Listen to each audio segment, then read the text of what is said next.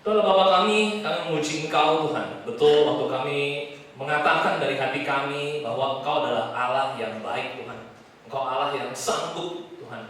Dan semuanya Tuhan telah terbukti Tuhan. Di kayu salib Tuhan, itu betul-betul menebus dosa kami Tuhan. Dan kami pada hari ini kalau kami makin bisa mengenal Engkau, makin bisa menyembah Engkau, makin bisa mengikuti Engkau, itu adalah satu keistimewaan yang Kau berikan buat kami semua Tuhan. Biarlah Tuhan pada hari ini waktu kami mendengarkan firman-Mu Tuhan, waktu hamba-Mu berbicara Tuhan, semuanya untuk memuliakan Engkau Tuhan. Karena hanya perkataan-Mu Tuhan yang boleh Tuhan, yang bisa kami hidupi, dan kami butuh hikmat Engkau Tuhan.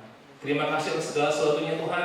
Di dalam nama Yesus Kristus kami berdoa dan mengucap syukur. Amin.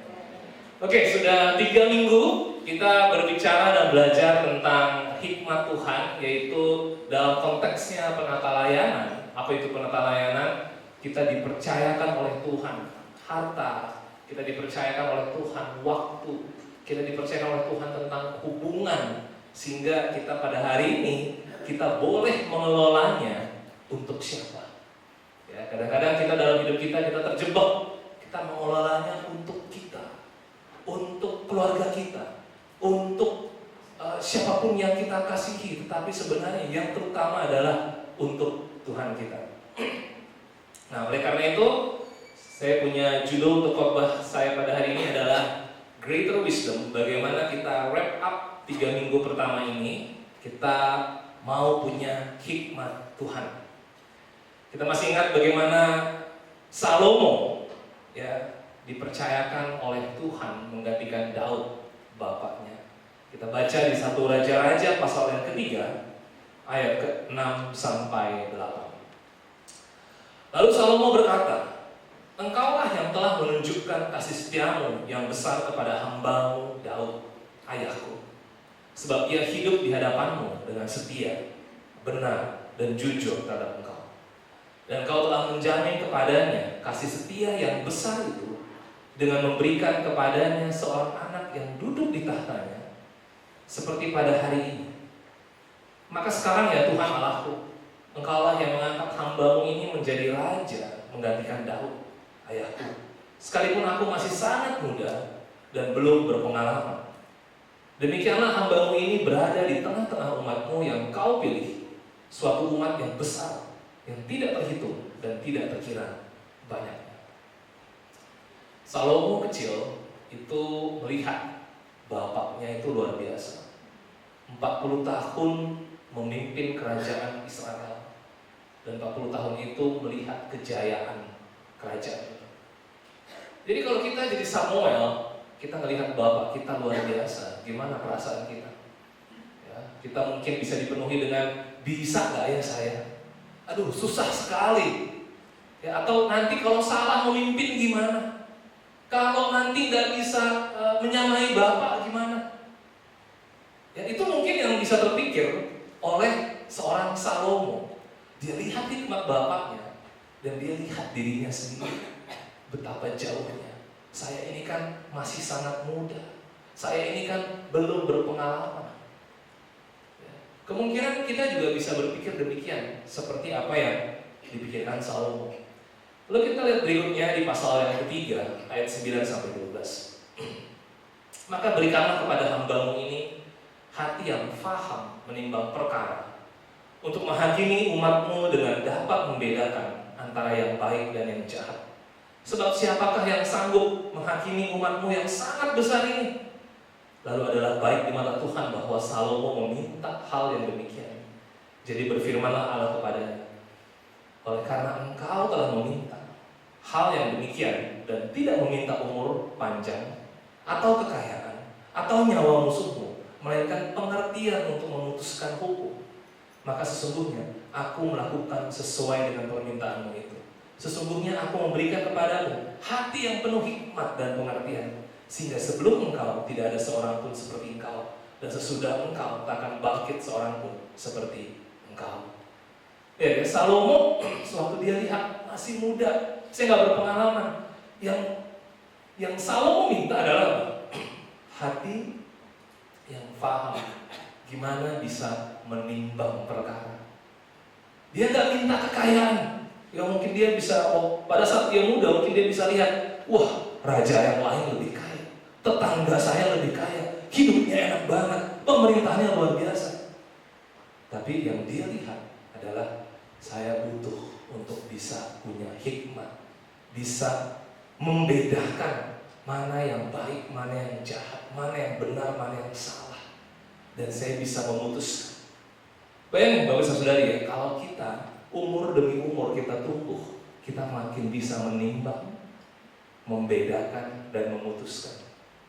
Mungkin kita bukan orang yang paling pintar, mungkin kita bukan orang yang paling kaya, mungkin bukan orang yang paling nyaman hidupnya, tetapi waktu punya hikmat Tuhan seperti ini luar biasa. Betapa hikmat Tuhan menyertai setiap perkara, setiap umurnya, sehingga keputusannya selalu dengan keputusan Tuhan. Tapi kita udah belajar 3 minggu ini. Hikmat Salomo, dia meminta pada Tuhan, dia supaya bisa menimbang, membedakan, memutuskan, dan memang pada saat dia muda, dia bisa menimbang dengan benar, dia bisa membedakan dengan benar, dia bisa memutuskan, sampai kerajaannya juga jadi termasyur. Itu semua karena hikmat Tuhan.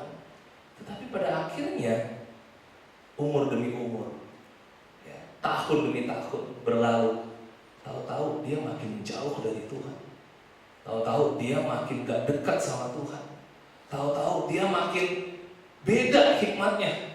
Dia mungkin bisa lihat, wah hikmat Raja Mesir, wah hikmat Raja Hiram, wah ini kalau saya bisa dapat ini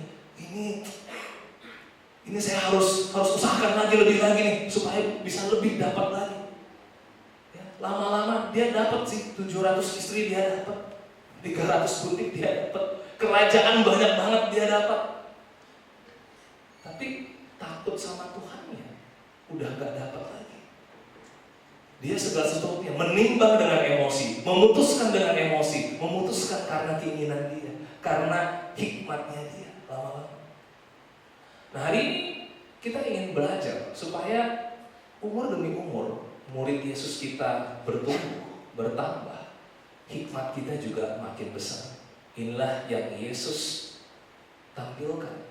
Kita masih ingat Yesus kalau di buku Lukas pasal 2, dia dari umur 12, mungkin orang tuanya gak bisa nyari-nyari dia. Kemana Yesus ini? Tahu-tahu udah di bait Allah aja. Kenapa? Dia pengen dengerin, ya, alim ulama, ahli-ahli Taurat mengajar, itu dia pengen dengerin. Tapi waktu dia dengerin itu, dia pun bisa bersoal jawab, bertanggung jawab dengan ahli-ahli Taurat itu. Lihat ya, dari umur 12 dia sudah suka. Ya, makanya di ayat 52 dikatakan, dan Yesus makin bertambah besar dan bertambah hikmatnya dan besarnya, dan makin dikasihi oleh Allah dan manusia. Ini bedanya Yesus sama Salomo. Salomo makin usianya makin tambah, mungkin kekayaannya makin besar, kelihatan dari orang luar, wah hebat sekali, tapi hatinya makin jauh Tuhan.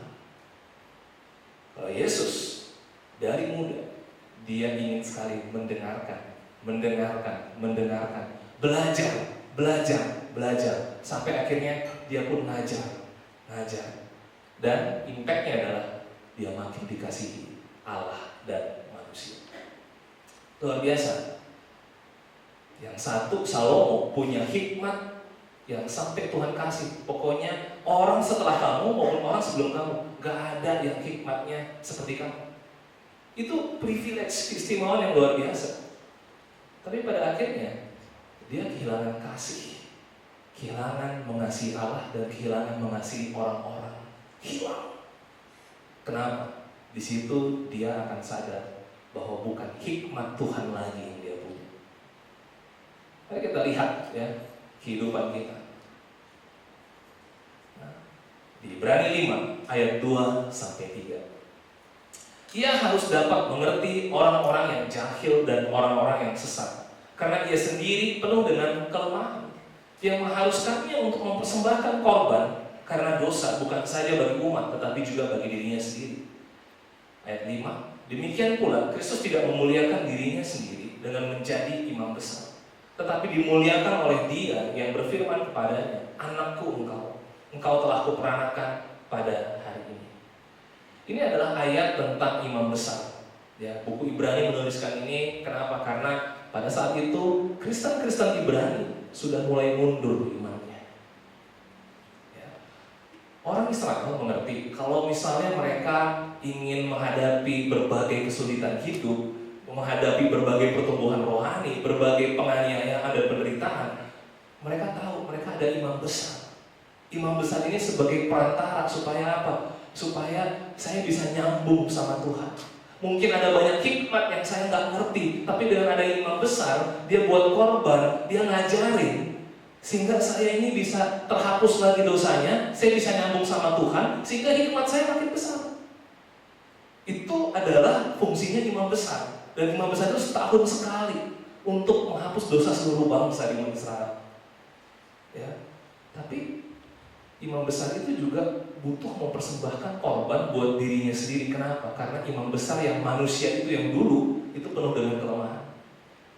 Nah, Yesus itu menjadi imam besar kita karena dia mati di kayu salib. Makanya Tuhan bilang, udah nggak perlu lagi ada lagi imam-imam besar lainnya. Udah. Kristus Yesus saja yang akan menjadi imam besar. Kalau Kristus Yesus yang jadi imam besar, setiap orang di dunia gak terkecuali itu punya peluang, punya hikmat yang besar. Bukan karena dianya hebat, bukan. Karena sudah ada imam besar yang mati di kayu salib dan akan mengajar untuk kita semua. Lihat Kristus. Kristus itu dia tidak memuliakan dirinya sendiri. Ya, pada saat dulu imam-imam besar, kalau kita baca raja-raja, itu pun bisa terjebak dalam memuliakan dirinya sendiri. Itu bisa terjebak mereka kong kali kong sama rajanya. Ya, tapi Kristus tidak memuliakan dirinya sendiri. Yesus sendiri dimuliakan Allah. Lalu ayat 7-9, dalam hidupnya sebagai manusia, ia telah mempersembahkan doa dan permohonan dengan ratap tangis dan keluhan kepada Dia yang sanggup menyelamatkannya dari maut, dan karena kesalehannya ia telah didengarkan. Dan sekalipun ia adalah anak, ia telah belajar menjadi taat dari apa yang telah dideritanya. Dan sesudah ia mencapai kesempurnaannya, ia menjadi pokok keselamatan yang abadi bagi semua orang yang taat kepadanya. Amin. Jadi Yesus waktu dia sebagai manusia, dia tunjukkan saya berkorban. Ya. Kalau ada orang-orang di dunia ataupun imam di dunia yang nggak berkorban, kalau saya berkorban. Ya. Lalu kenapa dia saleh? Karena dia disebut saleh karena dia tetap taat, tetap mendengarkan sewaktu dia menderita. Ya. Ini adalah hal yang sulit. Taat sama Tuhan waktu menderita. Taat sama Tuhan waktu nggak menderita itu gampang. Tapi waktu taat sama Tuhan saat menderita itu sepertinya, aduh, ini beresin dulu deh.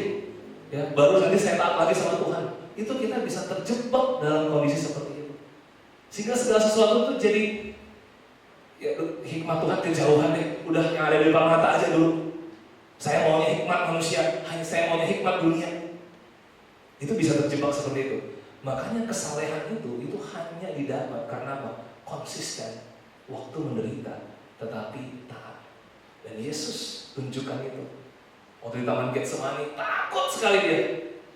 Kalau bisa cawan ini berlalu daripada aku, kalau bisa. Kenapa? Ini ya, murid-murid pun pada nggak bener nih semua. Yudas hianatin, Petrus juga begini, nggak kelihatan imannya. Nanti juga bentar lagi dia akan menyangkal. Mana yang benar di sini? Nanti kalau saya mati, nanti gimana? Ya, emang udah pasti mereka mau benar. Tapi apa? Yang penting saleh. Yang penting adalah taat sama bapaknya sewaktu menderita. Nah, disinilah Yesus menunjukkan kesempurnaannya. Makanya, waktu kita menghadapi apapun dalam hidup kita tahu, fix our eyes on Jesus. Yesusnya kita ini taat banget waktu menderita. Di sini siapa yang lagi frustrasi, pusing banget, terus tapi apa? Memilih Tuhan. Ini adalah kairos, ini adalah kesempatan. Saya belajar taat Tuhan sama Engkau, seperti Yesusnya saya Tuhan. Atau kita memilih, nanti dulu deh Tuhan, ini kemarin udah taat-taat gini-gini aja kok, nggak ada perubahan, nggak ada hal yang berbuah. Inilah yang dialami oleh Kristen Ibrani. Makanya penulis Ibrani berkata, tentang hal itu banyak yang harus kami katakan. Tentang apa? Yesus sudah berkorban, Yesus sudah empati, Yesus sudah jadi imam besarnya kita, Yesus jadi perantara kita yang sempurna. Dia saleh, dia taat, dia dengerin loh. Aduh, tapi ini sulit sekali saya jelaskan ini ke kamu. Kenapa ya? Susah banget saya jelaskan ke kamu. Ini kata penulis Ibrani. Bukan materi yang terlalu susah. Ya, Yesus mati di kayu salib, bangkit buat kita supaya kita bisa hidup buat Dia. Itu dari dulu sampai sekarang itu udah dikatakan. Itu adalah doktrin yang paling sederhana tentang Yesus. Tetapi penulis Ibrani bilang sulit sekali untuk dijelaskan ke kamu. Ya, kalau dalam bahasa Yunani dishermaneo. Hermaneo itu artinya apa? Menjelaskan. Difficult untuk menjelaskan. Kenapa? Karena lambat dalam mendengarkan. Kalau di bahasa Inggrisnya dull, tuli dalam mendengarkan perkataan Tuhan. Jadi si penulis Ibrani ini, saya udah sulit jelasin apa lagi ke kamu. Ya. Orang Kristen Ibrani saat itu yang selalu Yesusnya, ya tapi gimana dong? Saya dianiaya. Ya tapi gimana dong? Ini udah mau dibunuh kita, udah mau mati kita. Jadi si penulis Ibrani mau ngomong tentang Yesus udah gak ada gunanya lagi. Yesus tuh kayak sama penganiayaan, sama masalah dia tuh Yesus tuh kayak gak ada apa-apanya, gak ada artinya lagi. Ya, makanya poin satu saya, kita akan punya greater wisdom kalau kita mendengar. Berapa kali Yesus di Injil berkata, siapa bertelinga, hendaklah ia mendengar. Siapa bertelinga, hendaklah ia mendengar. Seluruh buku, ya, mau buku Taurat dari Kejadian sampai Ulangan, sebenarnya apa sih intinya? Tuhan mau bicara dengan kita. Tuhan mau bicara dengan Anda semua. Kenapa? Misalnya apa? Tuhan di buku Kejadian, tahu nggak sih? Saya ciptain kamu, saya kasih ruah ke kamu Adam, saya kasih kamu Taman Eden untuk dikelola supaya apa? Supaya kamu bisa nyambung sama saya. Nanti kita kelolanya sama-sama. Kenapa saya mau kasih kamu ada satu orang lagi, si Hawa, supaya kamu makin mencintai Tuhan, supaya kamu juga bisa mimpin orang itu sama Tuhan, supaya kamu makin bisa bicara sama saya. Tapi yang menghalangi apa? Kamu kok lebih suka sama suaranya si iblis? Kok kayaknya itu lebih menggoda? Tapi dari situ pun, ya udah, nanti one day akan ada keturunan perempuan, yaitu si ular itu, perempuan yaitu Yesus, yang akan apa? Menaklukkan si ular itu. Udah direncanakan oleh Kristus, ya, oleh Allah. Lalu dia siapin bangsanya, dia siapin bapak bangsanya, dia siapin bapak Abraham. Untuk apa? Oke, punya keturunan, sekarang keturunan saya. Ini saya mau bikin keturunan yang banyak nanti mendengar tentang saya. Tapi ternyata apa? Bangsa Israel udah ditaruh di Mesir, udah dikasih mujizat, nggak juga dengerin Tuhan. Ya, jadi ini adalah intinya adalah Tuhan mau bicara sama bangsanya, Tuhan mau bicara sama dunia, karena dunia nggak mendengar. Ya udah, saya buat bangsa saya, bangsanya nggak dengar. Ya udah, saya buat perjanjian yang baru. Saya turunin anak saya yang tunggal, dia akan menderita, dia akan menjadi penyambung perantara supaya apa? Manusia jadi dengar firman saya, jadi dengar perkataan saya. Ternyata Yesus sudah datang pun. Kenapa manusia atau kita bisa sulit mendengar? Ya, yang pertama, kita bisa nggak tahu suara dan perkataan. Ya, ada, kalau dulu saya makin kenal sama papa mama saya, walaupun itu bising gitu ya, tapi perkataan mama papa saya itu kedengeran. Ketawa, itu ketawa mama saya tuh, mama udah deket. Makin kenal suaranya, makin kenal ketawanya, makin kenal intonasinya. Sama seperti Yesus, ya, dia adalah gembala yang baik. Dombaku akan mengenal suaraku dan aku akan kenal suara dia. Ya, pasti bisa dengar. Ya, jangan kita anggap Tuhan itu berbicara auditor. Tuhan itu berbicara sudah sempurna lewat firman Tuhan. Ya. Makanya kalau tidak tahu suara dan perkataannya, ambil waktu bersama Tuhan. Personal time with God. Kenapa? Karena dari situ kita makin, oh ini perkataan Tuhan, perkataan Tuhan. Mengapa orang bisa tumbuh dalam pendengaran? Karena hanya mau dengar yang kita suka dengar. Saya masih ingat dulu waktu kecil, kalau udah orang tua saya bilang makan sayur, pokoknya nggak mau, pokoknya. Ya. Ada lagi yang bilang, ayo, makanya olahraga. Aduh, kayaknya beban banget kok itu melulu ya, itu ditegur itu terus. Itu tuh udah nggak mau lagi dengar. Kenapa? Karena kita udah, telinga kita udah mulai terlatih, mau dengar yang kita suka aja. Akibatnya apa yang hikmat Tuhan itu bisa miss. Kita hanya mau dengar yang kita suka dengar. Lalu apa? Kita nggak bertanya sama dia. Satu ayat di Yeremia 29 bilang apa? Mencari dengan segenap hati, menanyakan aku dengan segenap hati, supaya apa? Kau bisa menemukan Tuhan. Jadi kalau kita kehilangan iman, kalau kita ada frustrasi, gali dong tentang iman di Alkitab sampai ketemu, sampai itu menusuk hati kita. Kalau kita sering kesel, gali dong tentang sukacita. Sampai itu ketemu, supaya kita kenal, wow, Tuhan itu memang mau mengaruniakan saya sukacita. Karena saya apa? Saya tanya, saya segenap hati, buka firman-Nya, tanya ke dia. Kalau saya pengen ngerti bagaimana hidup bersama Roh Kudus, gali dong firman Tuhan tentang Roh Kudus, search dong, tanya satu sama lain supaya apa? Ngerti kita, oh hubungan dengan Roh Kudus itu seperti ini. Jadi cari tahu tentang Tuhan lebih lagi. Lalu apa? Kenapa kita bisa nggak benar? Karena dunia kita terlalu berisi. Oh besok harus ini, besok harus ini lagi. Kalau nggak ini lagi. Kapan suara Tuhan kita dengar? Kenapa? Yang terlalu berisik adalah pergumulan kita. Yang terlalu berisik adalah ekspektasi orang lain. Yang terlalu berisik adalah omongan-omongan orang. Keluhan-keluhan terlalu berisik dalam pikiran kita, sehingga apa? Gak ada lagi suara Tuhan, firman Tuhan yang bisa kita dengar. Amin, makasih Cando. Ya. Seminggu terakhir, ya, apa sih firman Tuhan yang benar-benar, wah itu saya fokus sekali. Itu benar-benar membukakan hati dan pikiran saya. Ya, emang ini banyak sih hal yang berisik di dalam pergumulan saya, tapi saya mau fokus sama perkataan Tuhan itu. Ya, saya mau fokus dan tenang di dalam Tuhan. Ya, makanya Yesus sewaktu dia ada banyak Yohanes Pembaptis meninggal, Yesus seorang diri berdoa mengasingkan dirinya dari orang lain. Kenapa? Saat sahabatnya meninggal, yang dia mau lakukan adalah saya mau dengerin suara Bapa saya lebih banyak. Itu baru namanya healing. Hari ini banyak kategori healing itu ya, kembali, ya, melukat, ya, apalagi banyaklah. Pokoknya vibe-nya dikondisikan. Ini baru lihat pantai 3 jam, sejam nginap, ya kan?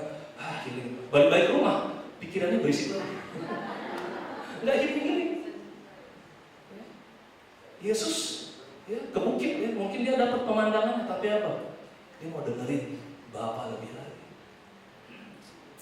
Kalau banyak hal yang sepertinya ya, dalam bulan-bulan minggu ini terlalu padat, terlalu frustrasi, terlalu berat, ya, fokus supaya kita tenang bersama Tuhan. Ada lagi yang membuat kita tumpul dalam pendengaran adalah dosa yang kita sukai. Kalau nggak ada dosa itu nggak serp hidup saya. Ya, dosa itu susah banget. Atau kadang-kadang dosa itu selalu menghakimi pikiran kita. Kayaknya saya di mata Tuhan nggak gini. Kayaknya saya di mata orang-orang nggak kayak gini. Lalu apa? Kita biarkan dosa itu menghakimi kita terus, sehingga kitanya bukan dengerin lagi firman Tuhan. Kita dengerinnya adalah suara-suara tentang dosa kita.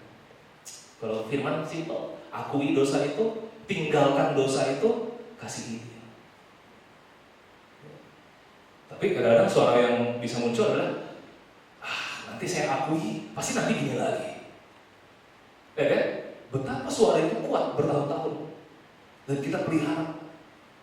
Ini adalah bukti daripada eksistensi dosa itu, eksistensi suara yang lain itu kuat sekali, lebih daripada Tuhan. Ya. Nah, saya mau ajak kita, firman mau ajak kita bahwa kita going deeper. Kita makin lebih dalam lagi. Karena kalau enggak, kita hanya dengar di permukaan. Di permukaan kita tuh bisa reaktif. Aduh, kok kayak gini sih hasilnya? Kok kayak begini orangnya? Kok kayak begini jadi kondisinya?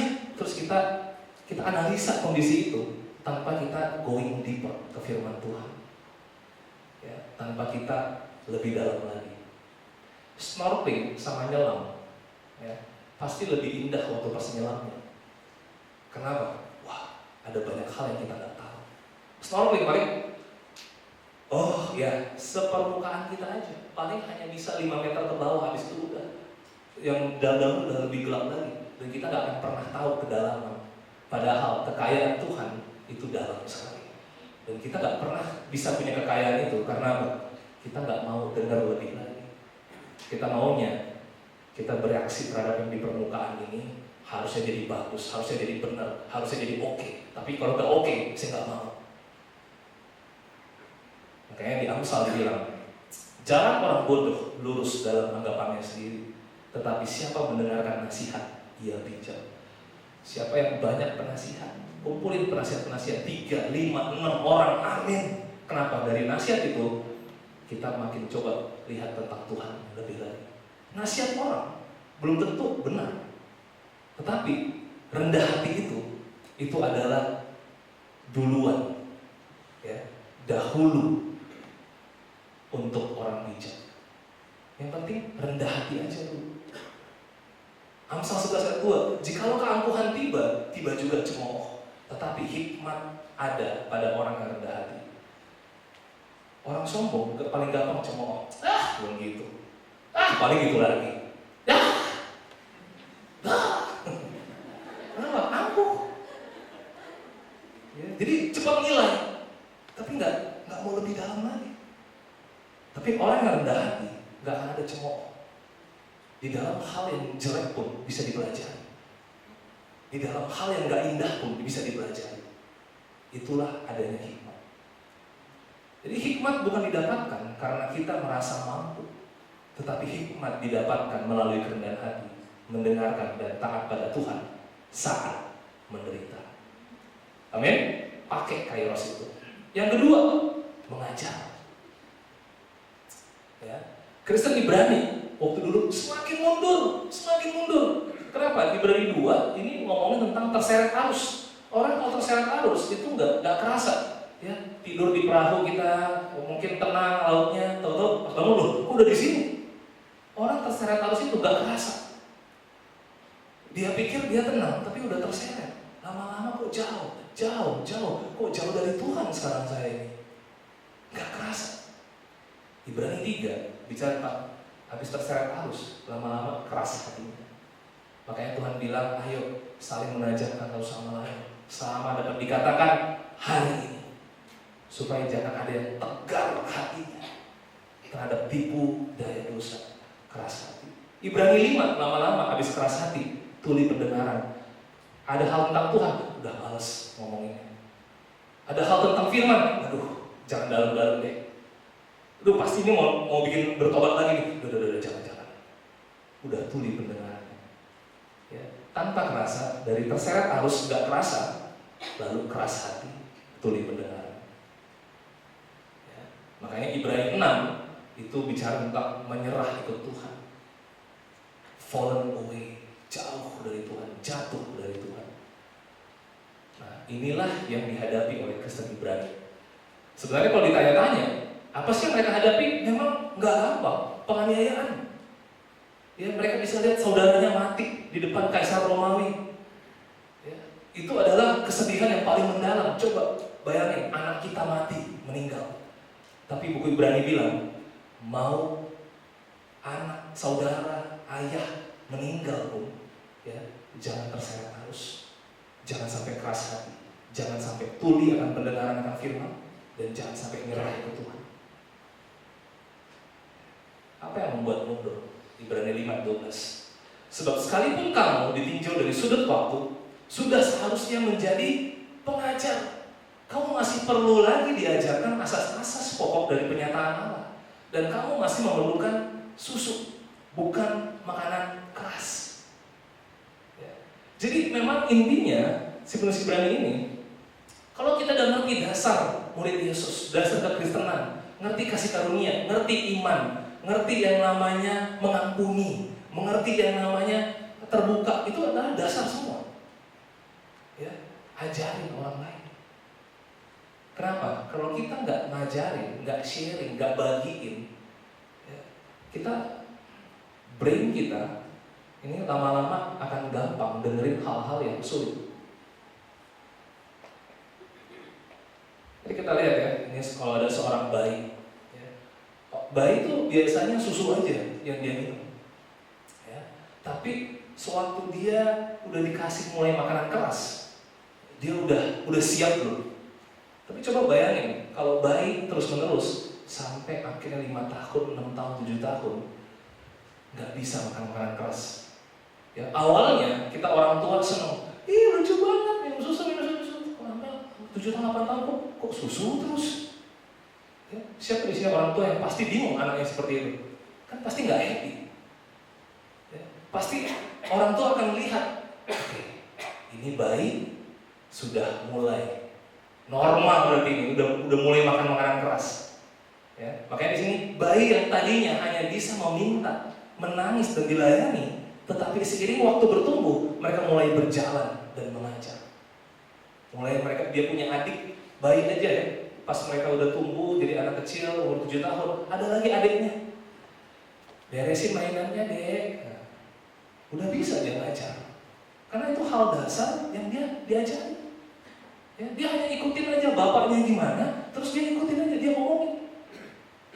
Ya, tapi kalau anak nggak ngajar, lama-lama dia nggak peduli sekitar, nggak peduli lingkungan, dia hanya fokus sama dirinya sendiri. Lihat apa yang terjadi, keluhan. Kenapa? Karena nggak pernah berbagi, nggak pernah ngajar.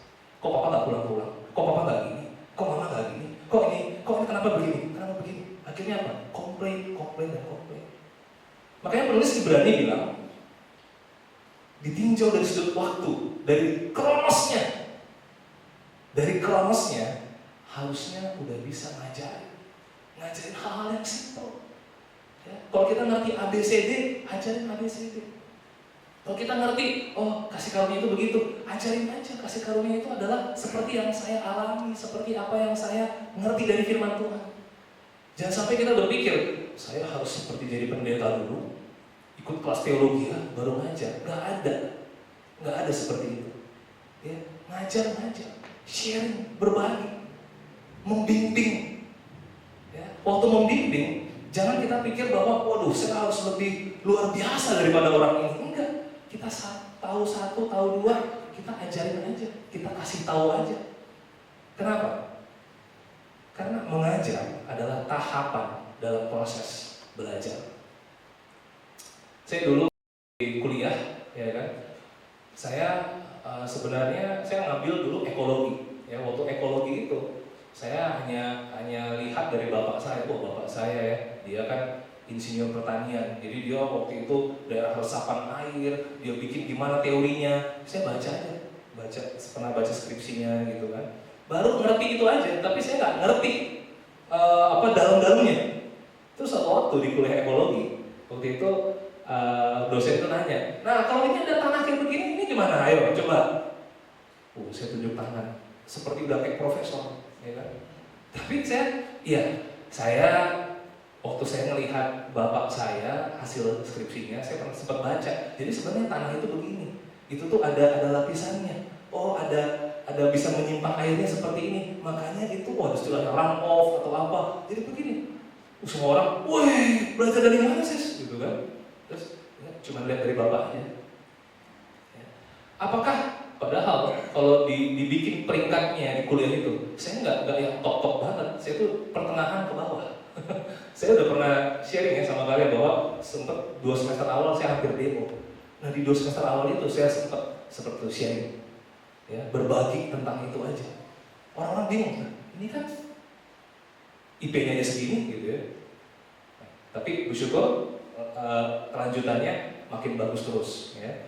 Tapi saat itu saya hanya belajar gini, oh iya ya, waktu saya sharing, waktu saya mulai membagikan, ternyata otak saya itu makin terlatih.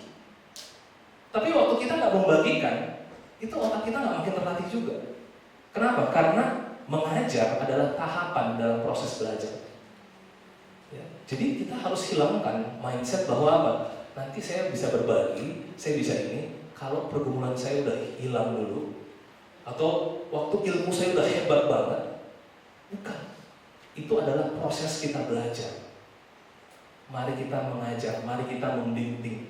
Ya, one day yang remaja nanti sampai dewasa akhirnya punya anak, kita pasti akan ngajar, kita pasti akan share. Ya, tetapi hebatnya kalau kita ngerti hikmat Tuhan, kita makin lama nggak makin seperti bayi rohani. Bayi rohani lucu pada saat masa bayi, tapi waktu nggak makin bertumbuh udah nggak lucu lagi. Orang-orang bawa ke dokter, ini kenapa nggak berkembang ini? Ya. Ada orang anaknya misalnya telat bicaranya, pasti udah bawa ke dokter. Sama, Yesus sampai mati di kayu salib supaya apa? Bertumbuh dong. Hidup buat saya dong. Saya ini hikmatnya banyak. Kalian bisa punya kesempatan growing so much. Tapi sayang, Kristen Ibrani lambat mendengar. Ya. Saya mau kasih semangat buat jemaat. Membimbinglah, mengajarlah, berbagilah, sharinglah. Hilangkan rasa ketakutan itu. Kenapa? Itu adalah proses kita belajar. Terakhir, mendewasakan. Baik, lihat ya, kalau dia makan, dia mau makan ini, makan apa itu? Mainan karet. Karena bayi nggak bisa sense. Ini kayak makanan dia makan. Orang tua, jangan. Ya. No. Ya, sering ya orang tua. Ya. Kenapa? Karena bayi belum bisa bedain. Ini makanan sehat atau enggak? Nggak bisa. Semuanya semua dimakan. Ada peluang ini, makan. Ada kabar ini, makan. Semua dimakan. Kenapa? Belum bisa membedakan mana yang benar, mana yang jahat. Ya, Tuhan kasih indera, ya, vision, hearing, smell, taste, touch. Ya, makanya di dalam ayat yang terakhir, ya, saya tampilkan nggak ya ayat terakhir ini ya? Di sini ya, saya bagian dulu. Sebab barang siapa masih memerlukan susu, dia tidak memahami ajaran tentang kebenaran. Sebab dia adalah anak kecil. Tetapi makanan keras adalah untuk orang-orang dewasa yang karena mempunyai panca indera yang terlatih untuk membedakan yang baik daripada yang jahat. Jadi panca indera rohaninya makin dilatih. Ya. Kalau orang nggak makin latih panca inderanya, ya, makanan ini apa ya? Semua nggak tahu dia pahit atau manis atau asin, dia nggak tahu. Pokoknya apa? Ini kayaknya lembut-lembut bisa dimakan. Berarti lidahnya udah nggak bisa merasakan lagi. Kalau nggak punya panca indera lidah yang tepat, ya, dia apapun dia makan, bahaya. Ya. Tapi kalau orang yang chef, ya, dia bisa. Ini kurang rasa asinnya, saya makannya sama-sama aja. Kenapa? Karena orang yang chef udah terlatih terus, dia sengaja. Ya, ada di sini tipe-tipe orang semua makanan enak, betul ya? Ya, ada orang yang, wah, bro ini agak pahit. Enggak, manis-manis aja buat saya gitu ya. Kenapa? Karena memang kita nggak fokusin di sana. Kalau yang orang yang chef memang dia sengaja, dia fokusin. Orang yang ahli warna, ya, entah itu desain atau apa, dia makin fokus sama warnanya.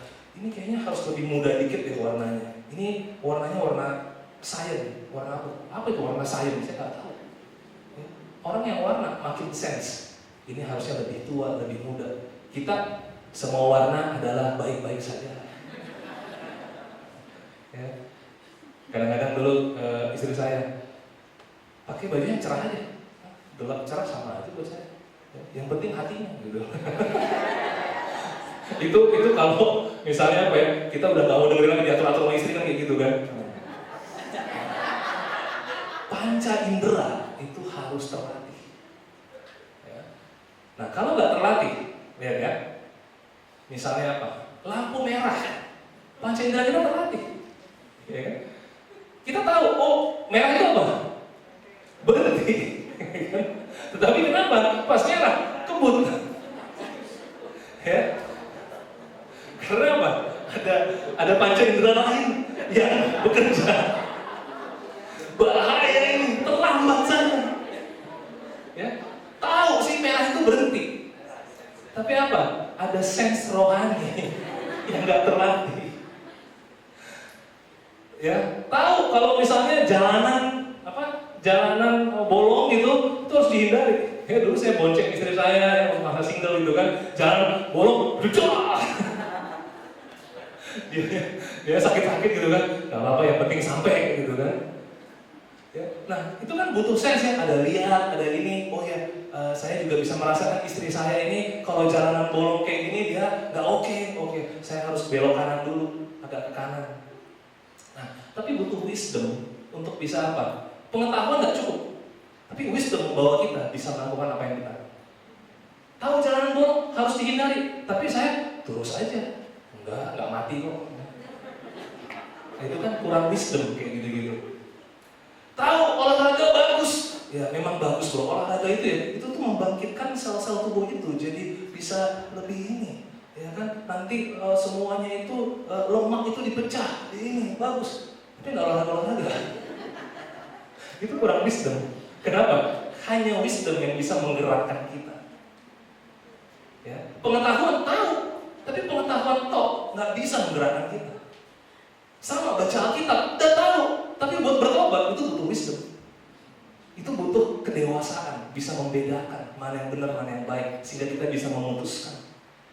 Tahu baca Alkitab baik, tapi apa? Lebih tahu lagi kerja itu sih. Sehingga apa? Udah nanti aja. Ini kalau kerjaan nggak ada, nggak bagus, ya nggak bisa hidup saya. Kalau firman itu nggak dibaca, masih bisa hidup kok saya. Ya, nggak ada wisdom. Ya, nggak bisa menimbang. Banyak orang smart, tapi wisdomnya rendah. Buat kita anak remaja, anak kampus, ya, mari kita ikuti jejak Yesus, semakin berhikmat. Karena pintar aja nggak bikin kita hidup. Ya, ada orang smartnya kecil, tapi wisdomnya besar. Wisdom ini akan membuat orang hidup. Wisdom ini akan membuat orang makin dikasihi Allah dan manusia. Nah, makanya bagaimana panca indera rohani kita terlatih. Kita harus latihannya rajin. Chef bisa seperti itu karena dia rajin masaknya tiap hari. Desainer karena dia lihatnya warna, dia pasang-pasang nggak bagus, dia pelajari warna itu. Sama, kita juga sama firman Tuhan, kita pelajari firman itu, kita lakukan, terus kita rasakan. Waktu melakukan firman ini begini, kenapa begini ya? Kita rajin. Soalnya kalau kita nggak rajin untuk melatih itu, nanti kita rajin di hal yang lain dan iblis bisa berkuasa di situ. Ternyata apa? Rajin khawatirnya, rajin sedihnya, rajin keluhannya. Lama-lama panca indera keluhan makin bertumbuh. Inilah membuat orang nggak bisa lagi dengar firman Tuhan, jauh dari Tuhan. Jadi dia sendiri yang membuat dia jauh dari Tuhan. Makanya di 1 Korintus 2 ayat 9-10, tetapi seperti ada tertulis, apa yang tidak pernah dilihat oleh mata dan tidak pernah didengar oleh telinga dan yang tidak pernah timbul dalam hati manusia, semua yang disediakan Allah untuk mereka yang mengasihi Dia. Karena kepada kita Allah telah menyatakannya oleh Roh, sebab Roh menyelidiki segala sesuatu, bahkan hal-hal yang tersembunyi dalam diri Allah. Kita lihat apa yang kita lihat mata tergoda itu manusiawi kan? Karena kita apa yang kita lihat, apa yang kita dengar buat kita sedih atau senang itu manusiawi sekali. Apa yang timbul dalam hati karena kita pernah merasakan kasihnya si A, kasihnya si B, aduh perasaan saya jadi kayak begini, manusiawi. Tapi Roh Tuhan mau kasih yang nggak pernah timbul dalam hati, yang nggak pernah dilihat oleh mata dan yang nggak pernah didengar olehnya, dan itu lebih dalam lagi. Makanya harus latih roh kita dengan Roh Tuhan, itu harus latihan. Kalau nggak ada disiplin rohani, kalau nggak ada rajin dalam hal ini, lama-lama tumpul. Lama-lama apa hal tentang rohani beban sekali, memberatkan. Pasti gini lagi. Udah gak ada iman, udah gak mau effort lagi. Kenapa? Karena rohnya gak ada. Ini ada satu story. Ini namanya siapa nih? Ya, Jim Abernathy. Ya, dia adalah seorang diver. Dia sebenarnya bukan seorang diver yang suka diver. Dia nggak suka itu diving itu. Terus satu waktu dia diajak, dia coba ini, ya kan. Lama-kelamaan dia tiap hari. Terus dia bilang apa? Menyelam telah mengubahkan secara komplit hidup saya. Sejak pertama kali belajar menyelam di usia 10 tahun, saya jatuh cinta di dunia bawah laut. Saya tertangkap oleh dinamika variasi kehidupan laut yang nyata di bawah laut. Dan saya tahu saya akan selalu punya waktu untuk mengeksplorasinya. Ini diver. Ya. Waktu dia makin ke laut, makin ke bawah laut, ya indah sekali dunia bawah laut ini. Ya. Di sini saya bukan mau promosi, ikutlah diving, bukan. Ya. Di sini saya mau kasih tahu bahwa ada dunia rohani yang mungkin kita nggak ngerti, yang mungkin kita pas sudah lihat gini, nggak menarik, nggak bawa kemana-mana saya juga. Di sini bisa sukses tanpa rohani kok. Ya. Ada hal underwater yang kita nggak ngerti. Ya. Tapi Tuhan mau kasih kita apa? Segala sesuatu saya udah sediakan buat kita. Segala sesuatu udah disediakan. Jadi kita apa? Kita harus selami, kita harus dengerin, kita harus ajarin, dan kita akan berdewasa. Kenapa? Karena ini adalah hikmat Tuhan yang akan kita punya. Kalau kita nggak mau latihan, kita akan terlatih oleh dunia ini. Pilih mana? Dilatih oleh dunia atau dilatih oleh Tuhan? Ya, sehingga pada waktunya nanti kita bersaksi, saya dulu nggak pernah ngerti kerohanian, saya dulu nggak pernah jadi murid yang rajin. Tapi setelah saya dalami, saya mau rajin, saya mau belajar ini, saya mau belajar bimbing orang, saya mau ngajarin orang, counseling orang. Ternyata saya menemukan ada banyak variasi tentang Tuhan, tentang sukacita, penguasaan diri. Itu luar biasa dan saya jadi kaya karenanya. Kita harus bisa bersaksi karena itu. Karena apa? Hikmat Tuhan terlalu besar. Ya, jangan sampai kita dangkal dan sampai akhir hidup kita ternyata apa? Kita nggak terlalu kenal Tuhan. Sayang sekali. Berapa waktu yang Tuhan mau invest ke kita? 70 tahun, 50 tahun, 30 tahun, apapun itu, hikmatnya besar. Ya, mari kita gunakan talent kita, mari kita gunakan uang kita, mari kita gunakan time kita, mari kita gunakan hubungan supaya apa? Kita balikin semua ke Tuhan karena greater wisdom itu. Amin. Mari kita bersatu di dalam doa. Tuhan Allah Bapa kami, Tuhan, kami ucap syukur karena di dalam Engkau Tuhan ada hikmat yang luar biasa Bapak. Seperti Yesus Tuhan dari umur 12 tahun Tuhan mendengarkan, mengajar Tuhan. Makin lama dia makin berhubungan dengan Engkau dan manusia Bapak. Hari ini Tuhan, kuatkan Tuhan kita jemaat Bapak, agar kami di dalam hal apapun yang kami hadapi, adapun pergumulan, penderitaan, kami mau belajar taat mendengarkan Engkau Tuhan. Kami mau Tuhan bisa punya hikmat Bapak, sehingga kami juga bisa mengajarkannya, bukan karena kami lebih hebat Bapak, tapi karena kami tahu Tuhan, mengajar itu adalah bagian kami belajar, supaya kami bisa menerima hikmat itu. Kami juga bisa membagikan hikmat itu Tuhan, sampai kami dewasa, sense spirituality kami Tuhan, makin growing Bapak. Kami makin bisa membedakan, kami makin bisa memutuskan, dan itu semua akhirnya dari Engkau Tuhan. Bukan memutuskan karena kebencian, bukan memutuskan karena menghindari, bukan memutuskan karena kekecewaan, tetapi memutuskan karena mencintai Engkau Tuhan. Terima kasih Bapak, berikan kami hikmat dari kami anak remaja sampai kami yang sudah usia indah Bapak, sehingga nama Engkau semakin dipermuliakan. Terpujilah nama Engkau, dalam nama Yesus Kristus kami berdoa dan ucap syukur. Amin.